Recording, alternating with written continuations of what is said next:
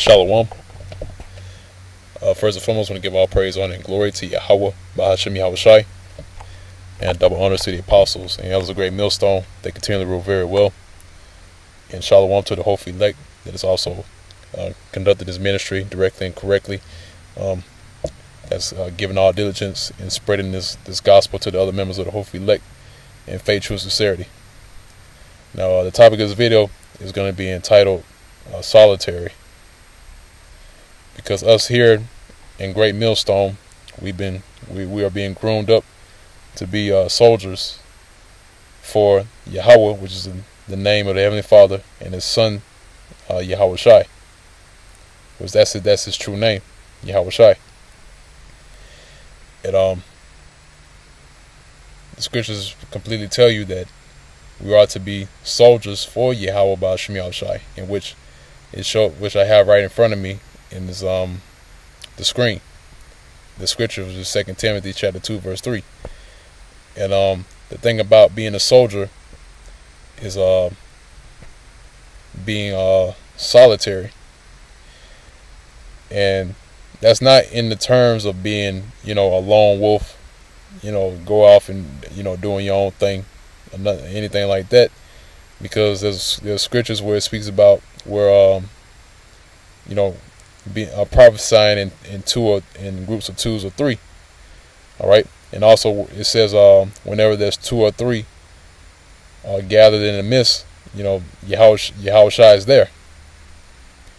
All right, but being solitary pertains unto being in this thing for yourself, because I can't save the next man. Apostle Elder Tahar can't save the next man. And the rest of the apostle elders and the other brothers, we can't save each other. All right, Yahweh Shai is the one that's going to be doing the saving. All right, He's the one that is able to deliver us. Okay, so with that being said, you have to be in this thing for yourself, man. All right, and especially, you also have, you have the brotherhood around. We can talk to the brothers and break bread and go into the scriptures, but after that, what then? You're by yourself. After you get through talking, breaking bread, going in scriptures, after that, you're by yourself, man. Basically. All right. And when you're by yourself, that's the time to where that's the most critical time to be in, when you're by yourself. Because, you start having, different thoughts, and you get different thoughts in your head. Demons start messing with you. You get tempted on every side. So really, when it comes to being solitary, that's why the scripture is written where it says endure hardness as a good soldier of Yahweh Shai. All right. Now I'm gonna go ahead and read the scripture, which is I'm quoting, which I have in front of me. This is 2 Timothy chapter 2 verse 3. It says, "Thou therefore endure hardness as a good soldier of Yahweh Shai HaMashiach. No man that warreth entangle himself with the affairs of this life, that he may please him who hath chosen him to be a soldier." And see, that's the thing. We're being called into this thing, man. All right, because see, the thing is that we don't know who we are. All right, I can't tell you who I am, or the next brother tell you who he is, or the Apostle Elder Tahar tell you who he is. Apostle Elder Gabar, Ramla, Rakar. All right, none of the apostle elders can tell you who they are, or any of the leaders can tell you who they are. All right, only Yahweh Shai knows who we are. Okay, and so that's why when we call into this thing, He calls us into this thing to be soldiers. All right, because I can really I can speak from experience, especially the other Akim that's in this thing of ours, this truth. They can speak from experience that the worst enemy in this truth is yourself. All right. You got brothers that are a part of camps that are not necessarily in that city. So it's not like a brother can pack up, saddle themselves up and go visit the next brother. So during those times, you're by yourself. All right. So therefore, we're being called to this thing as soldiers. All right. And like it says right here, it says, no man, in verse 4, no man that warreth entangle himself with the affairs of this life. So as we're warring, we're not entangling ourselves with what goes on in this lifetime. We're not occupied in trying to make big money, or trying to get a career, or trying to please these women, which are not even, I don't even call them women anymore, man. I call them beasts, brute beasts. All right, because we won't even know what a real woman is until we get into the kingdom. I'm gonna let you know right now. All right, so we're not occupied with with these women, trying to get money, trying to build up our careers and stuff like that, trying to build our social status. We're not entangling ourselves with the affairs of this life, man. But we're trying to please Yahweh Shai, because he called us to this thing and to be soldiers. All right. And another thing about being a soldier is that, we're out on the front lines. We're out on the highways and byways week in and week out, and we're constantly putting up videos, constantly doing the dirty work. All right. We're out there facing demons head on.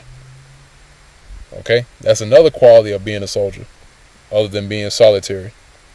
All right. Because the Lord is looking for men. All right. He's not looking for women. All right. You don't have women in the army. All right. Esau today has made it possible for women to be a part of their army. But the thing is, man, there's no such thing as women being in the army, especially back in the ancient world. During the time of those ancient kingdoms, you never had no women in the army. All right. They kept the house. Okay. So the Lord is calling, or should I say Yahweh Shai Shai is calling men into this thing, man. He's not calling women. All right. That's why he says, therefore, endure hardness as a good soldier of Yahweh Shai HaMashiach. So women, these women that call themselves being in the truth, man, they're not really in this thing, man. All right. That's why Apostle Elder Gabar, he made a statement on this. He said, look, man, he said, you don't even say shalom to the righteous woman, or I'm trying to remember how exactly he put it, but he said the women that are tuning in, he doesn't even say that anymore. Now he just directs his message to the brothers. All right, the men. And and that makes sense, because you go through the scriptures, you realize that the Lord, man, he only deals with men. All right. And the men that are in this thing of ours, they deal with the women. I mean, that's the perfect order. That's why Apostle Elder Gabar put out that decree to where these women, and it's not only a decree, but the scriptures even tell you that, man. It says if the woman will learn anything, they will learn from their husbands at home. All right. So if the woman have a husband, then let her learn from her husband, man. We're not out that is supposed to be teaching these women. All right. But that's neither here or there. Going back into the topic, man, that's why the Lord said, look, he's looking for soldiers, specifically men. All right. That's why he told Job to gird up thy loins like a man. All right. In other words, tighten up, man. Man up. All right. So, and I know that there's a spirit that falls, a spirit that falls on brothers sometimes, where like, oh damn, man, I'm alone in this thing, man. Like shit, they get them kind of thoughts in their head, like, damn, man, I'm completely alone in this thing, man. But the reality is that, Yahweh Shai set this thing up to where you would have to basically face yourself, man. All right, because at the end of the day, your worst enemy, once again, is yourself. Okay. So therefore, you have to fight yourself. All right, you have to fight your flesh. You have to fight off your thoughts. All right, it's a one-on-one fight. All right, and yeah, there are times where you may lose.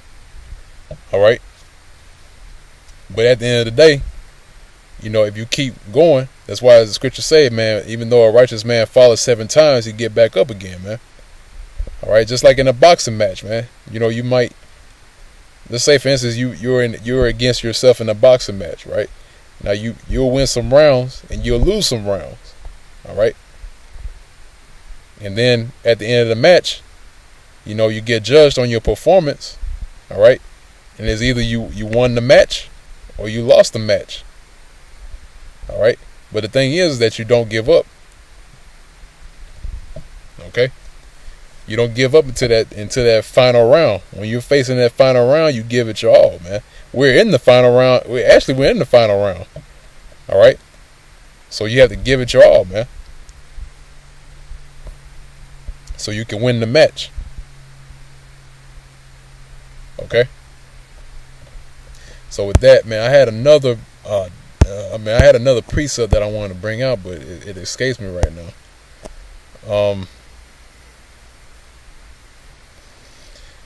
It'll come back to me.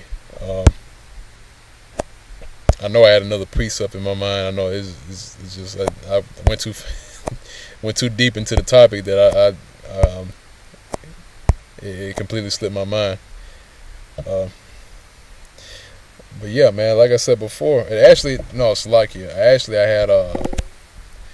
had the definition of this word here, which means solitary, right? Which where you get the word soldier from. And I'm gonna look at the word soldier too, and just for the sake of edification. But here's the word solitary, which is an adjective. This is mid 14th century. It means alone, living alone. All right, alone, lonely, isolated. Loneliness, solitude, from solus, which means alone. All right, and it's like it. Meaning single, sole, or only. All right. Now, I'm gonna lay this on you. Now, Paul. No, all in all, Paul was basically sometimes he'll be by himself. All right. Especially, he even made a statement about these women, man, because Paul himself said, "Look, man, I would rather you would be like me and not even deal with these women." All right, because he made a statement saying, if you do, then you'll have trouble in the flesh. All right. So let's get the word soldier in the Greek. And let's see. It's only giving this definition. It says a common soldier, a metaphor, a champion of the cause of Yahushua, which that's true.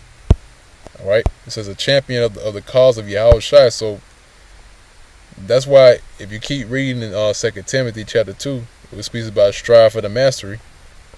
All right. Being a champion. And actually, I'm gonna look at that word champion too. Let's see. I'm gonna see if I can get any meat off that bone. You know what I mean by that. If you go down, it says, if a man also strive for masteries in verse 5, it says, yet he is not crowned except he strive lawfully. All right. Now let's see if I can get the definition of the word champion here. Let's see if I can find definition on that.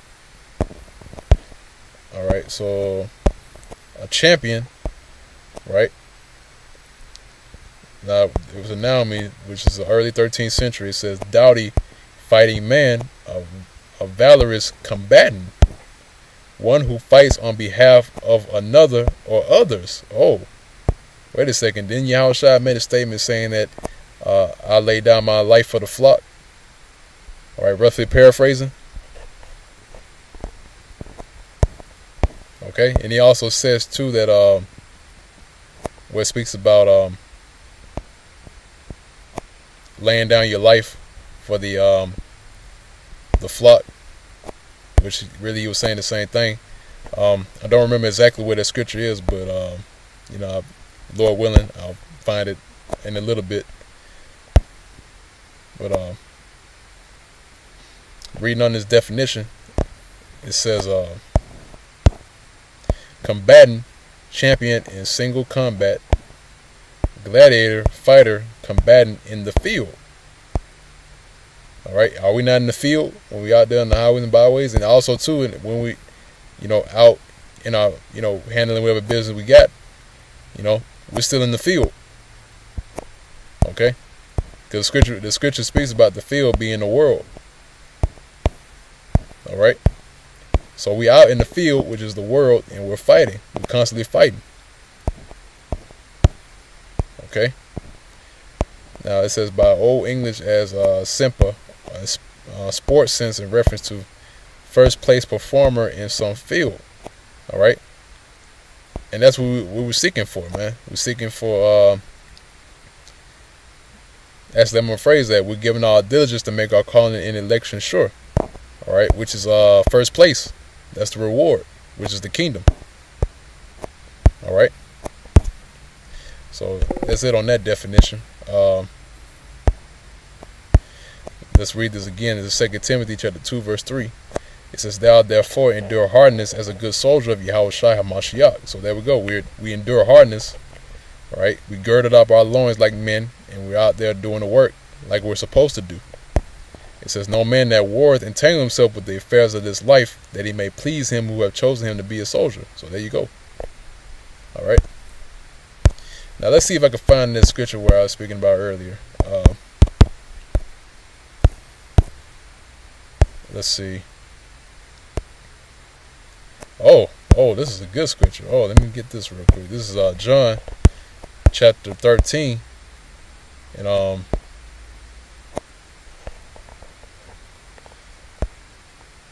let's see. No, that's not the one I'm looking for. That's what Peter's talking about. Where Peter spoke about he's laying down his life for Yahushua, but yet Yahushua told him, says, okay, well, if that's the case, then the cock will crow thrice if he denies Yahushua. And he actually did deny Yahushua, and the cock crew thrice. All right. Now this is the book of John chapter 10, verse 14. It says, "I am the good shepherd, and know my sheep, and I am known and mine." All right. This is talking about Yahushua. He knows the sheep. All right. And the sheep know him. That pertains unto the day, man. Yahushua knows us, and we know Yahushua. Verse 15 says, "As the Father knoweth me, even so know I the Father, and I lay down my life for the sheep." All right, so and Yahushua actually did lay down his life for the sheep. All right, we're just talking about us, us of being the hopeful elect. All right, and it says, "And other sheep I have which are not of this fold, them also I must bring, and they shall hear my voice, and there shall be one fold and one shepherd." Which that's talking about another topic, Lord willing, I'll get into that. Verse 17 says, "Therefore doth my Father love me, because I lay down my life, that I may take it again. No man taketh it from me, but I lay it down of myself. I have power to lay it down, and I have power to take it again. This commandment have I received of my Father." All right. So there you go, man. Yahushua said himself that he laid down his life for the sheep. All right. So how much more us, man, for Yahushua? We pretty much giving up our bodies as a living sacrifice for Yahweh Shem Yahushua, man. That's the extent that we went to. All right. So with that, Lord willing, I made myself very clear in this video. I realized that I kind of went here and there, but Lord willing, hopefully the point has been made to where it's able to be understood by the members of the hopeful elect. You sincere Akim. Lord willing, you was edified by this video. And until next time, once again, I want to give all praise, honor, and glory to Yahweh Ba'ashem Yahushai. Double honors to the apostles and elders of Great Millstone that continually rule very well. And our peace and safety to the hopeful elect that is also continually striving for the masteries. That's enduring all hardness as good soldiers of Yahweh Shai, man. All right, enduring to the very end, should I say. And with that, I'm going to say shalom.